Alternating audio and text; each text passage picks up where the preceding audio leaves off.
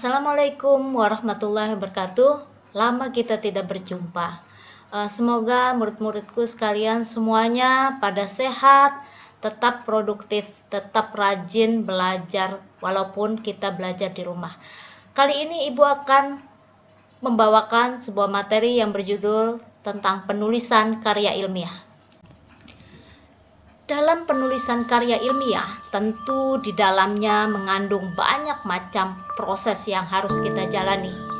Penulisan karya ilmiah adalah skala yang paling penting di mana Anda sebagai calon sarjana teknik industri tentu memerlukan berbagai macam ide, gagasan yang akan kalian kembangkan dan akan kalian buktikan dalam bentuk tentu saja tulisan dan nantinya adalah sebuah produk.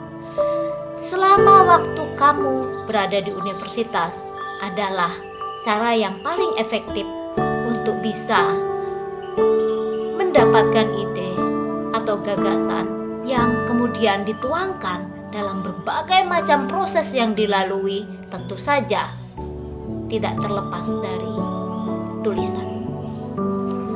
Dalam video singkat ini, kita akan melihat apa yang menjadi pilihan dan harapan dalam aktivitas menulis. Bagaimana harus memilih kata dan bagaimana memberikan makna di dalam sebuah kata dan juga kumpulan kata yang mengandung sebuah isi atau makna yang kuat yang bisa menunjukkan mendeskripsikan ide dan gagasan kamu itu agar mudah diterima. Berikut ini ada 5 tahapan dalam penulisan. Pertama adalah tahap pra-penulisan, kedua tahap penulisan draft, ketiga tahap revisi, keempat tahap penyuntingan, kelima tahap publikasi.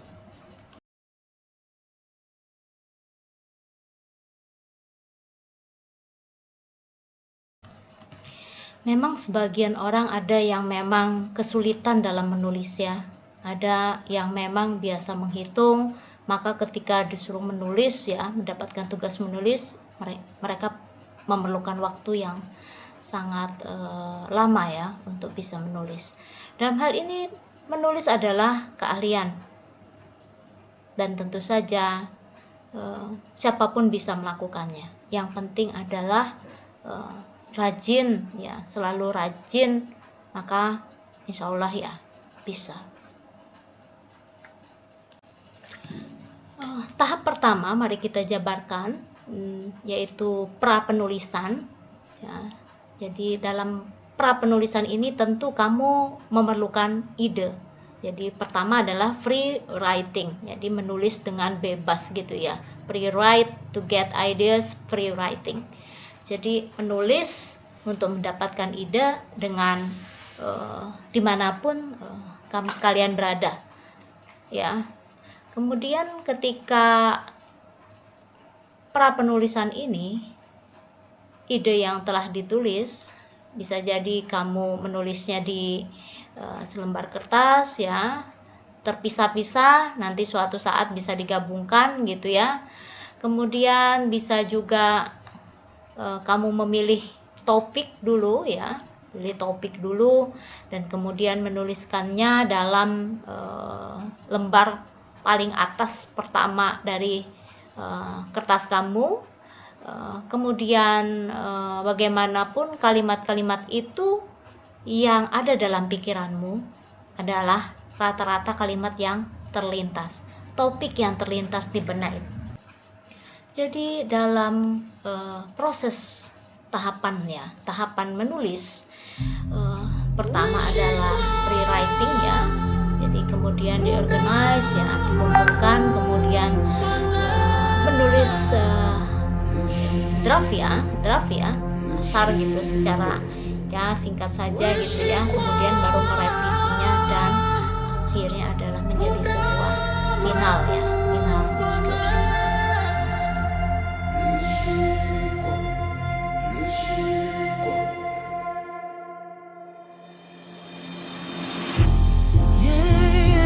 And the wind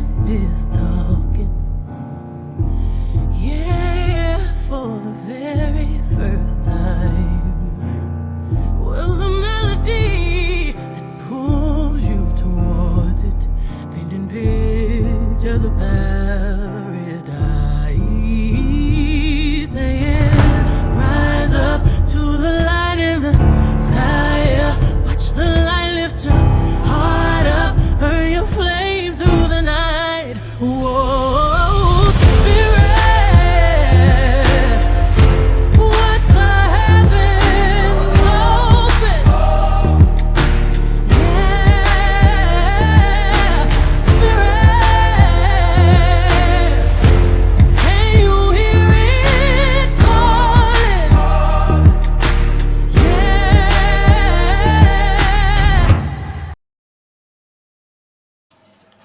Berikut adalah PR.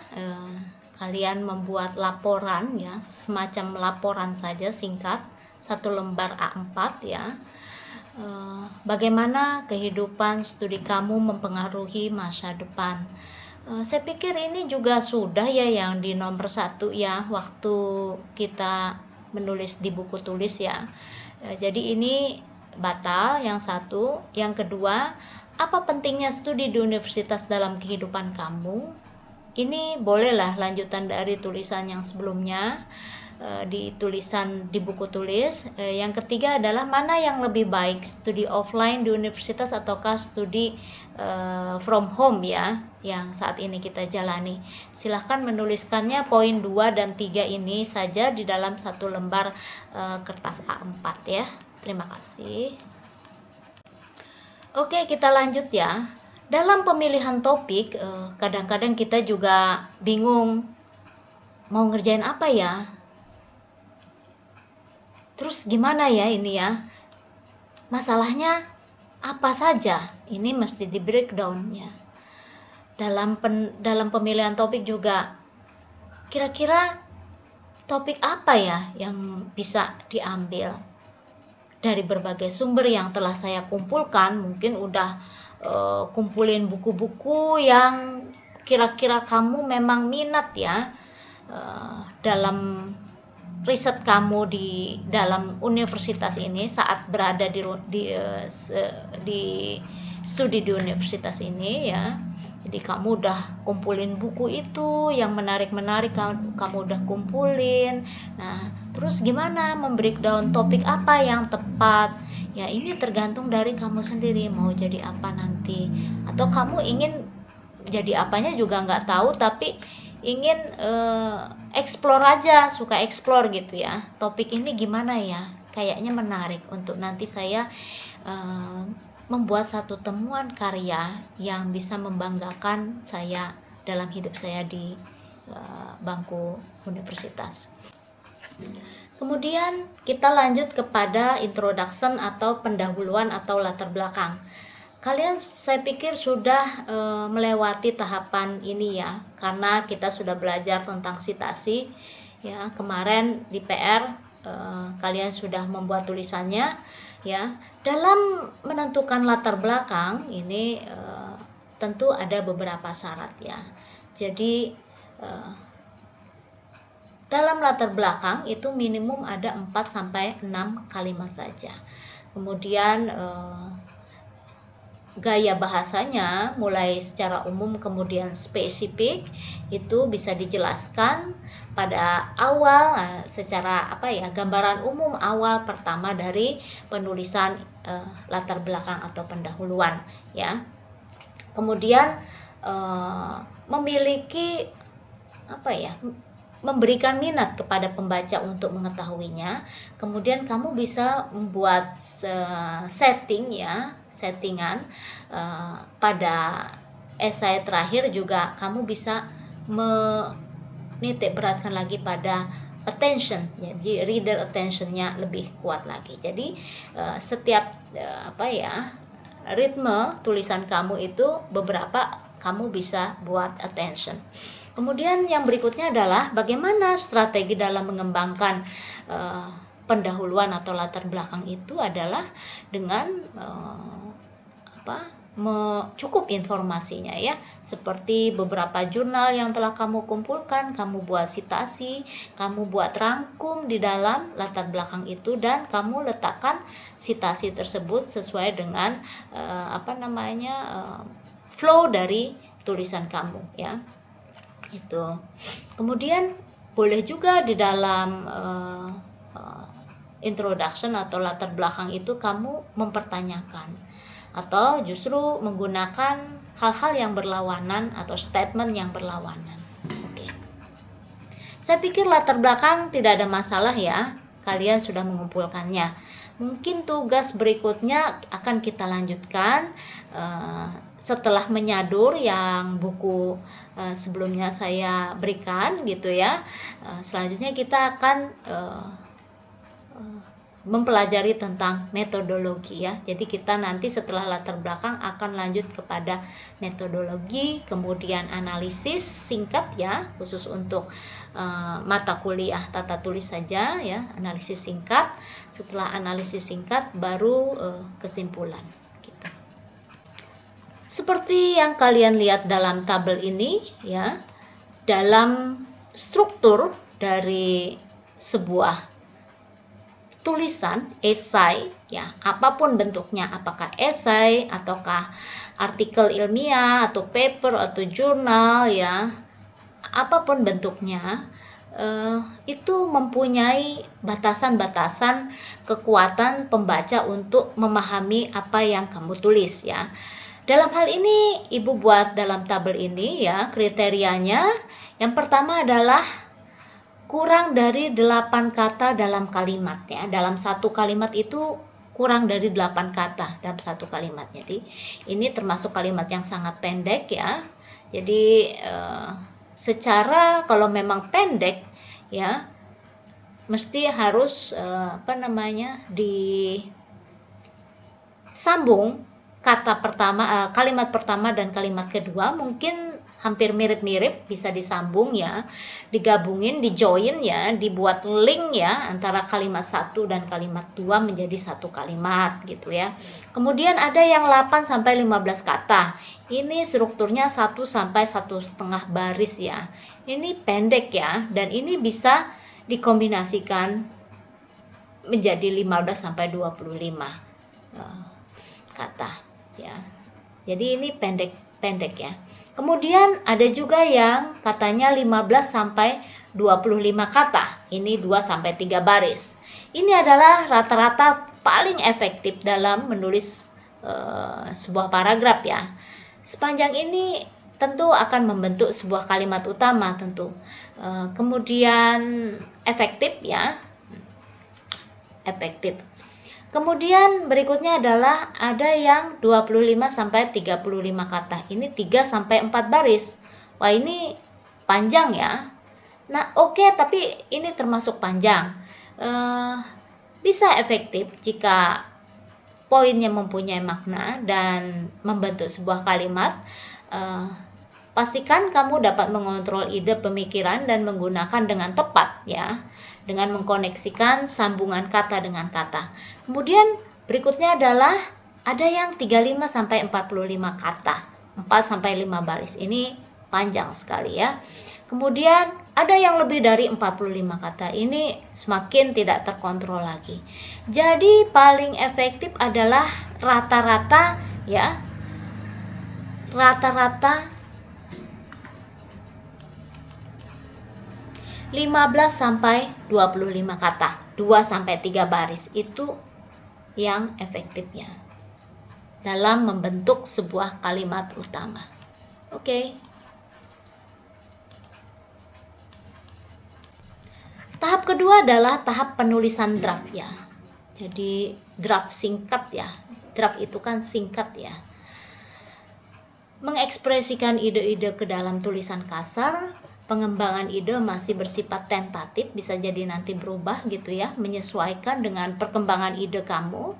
Kemudian konsentrasi perhatiannya lebih kepada ekspresi gagasan yang ada, bukan pada aspek-aspek mekanik. Kemudian ekspresi atau gagasan juga bukan pada aspek-aspek mekanik lainnya. Sorry.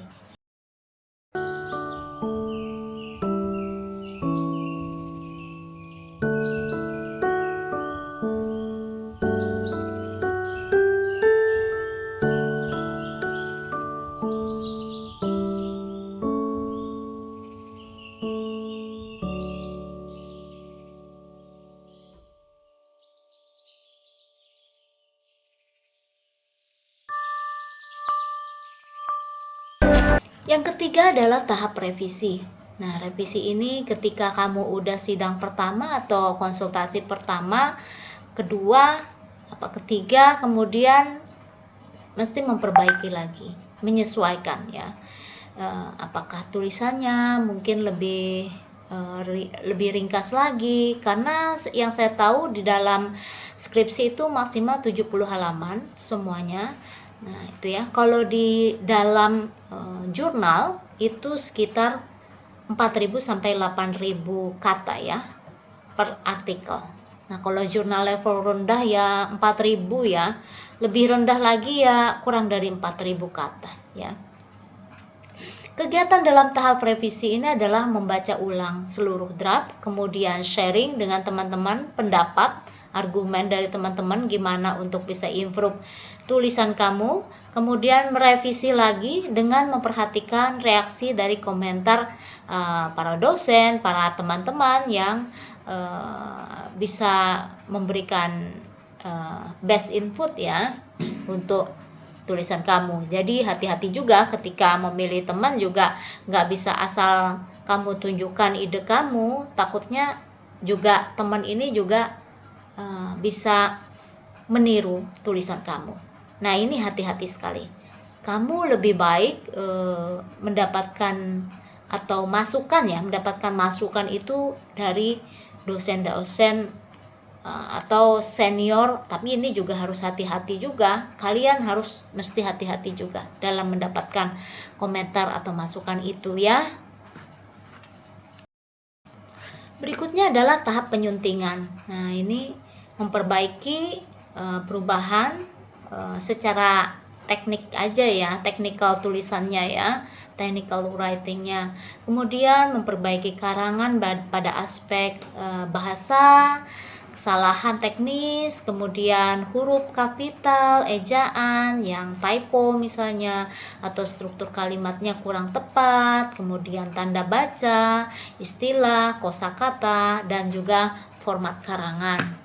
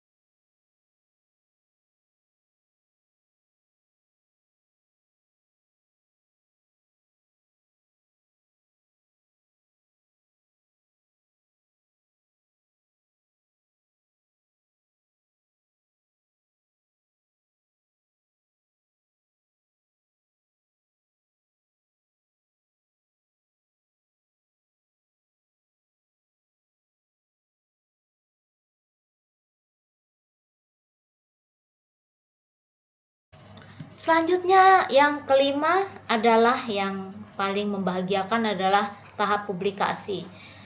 Tujuannya ini akan sangat berarti dan lebih bermanfaat jika dibaca orang lain ya.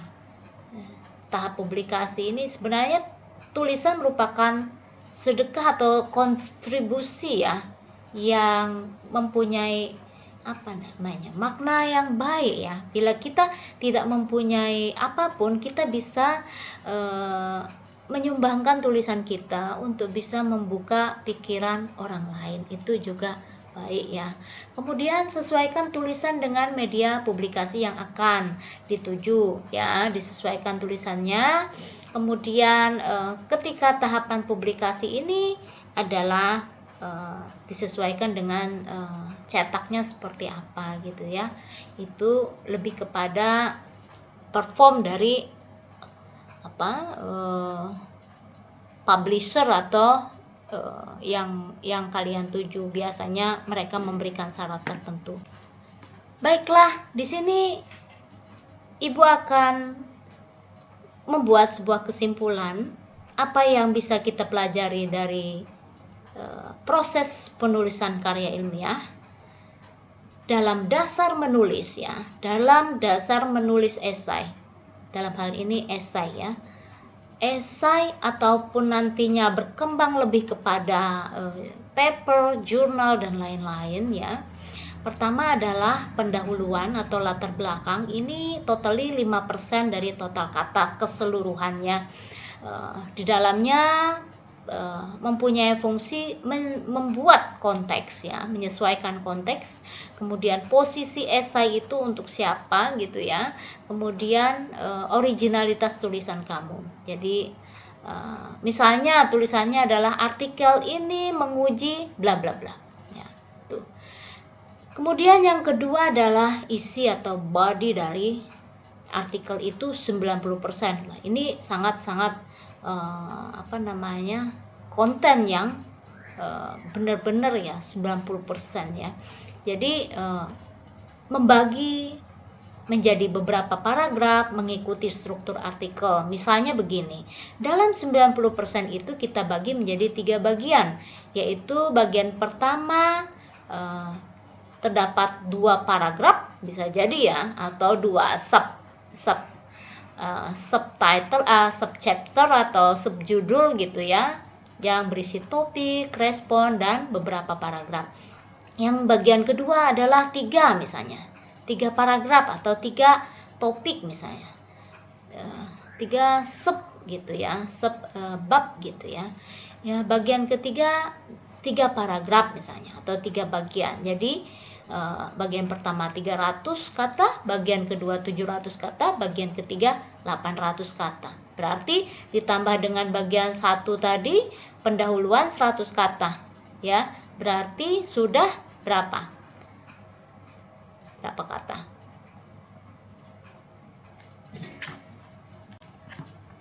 Berarti 1900. Nah, ditambah dengan kesimpulan 5% ya, satukan dengan singkat kesimpulannya dalam 100 kata ya, nyatakan apa yang disimpulkan pada makalah ini, pada artikel ini ya, itu 100 kata. Jadi total adalah 2000 kata. Ini apabila si prasyarat esai itu menginginkan 2000 kata ya.